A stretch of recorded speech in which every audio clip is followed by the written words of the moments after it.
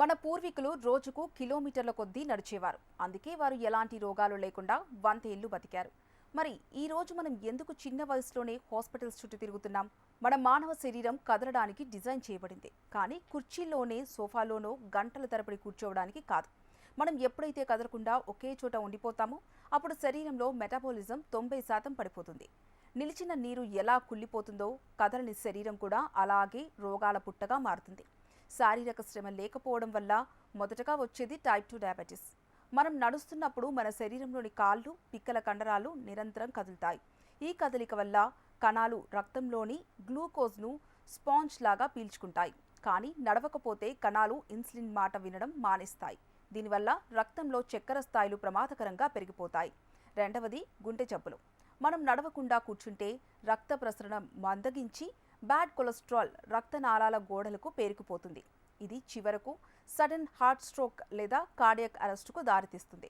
అలాగే కదలకుండా కూర్చోవడం వల్ల కొవ్వు కరిగించే ఎంజైమ్ ఉత్పత్తి ఆగిపోతుంది.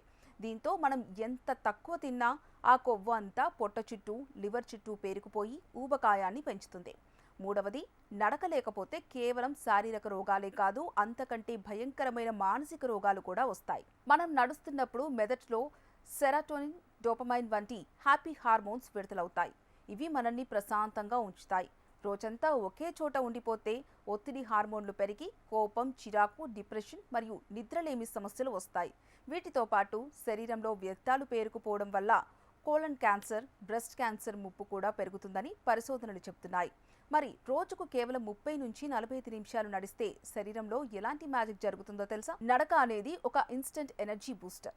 ఇది జీర్ణక్రియకు మెరుగుపరిచి గ్యాస్, మలబద్ధకం వంటి సమస్యలను దూరం చేస్తుంది. మెదడుకు రక్త ప్రసరణ పెరిగి జ్ఞాపక శక్తి, ఏకాగ్రత పెరుగుతాయి.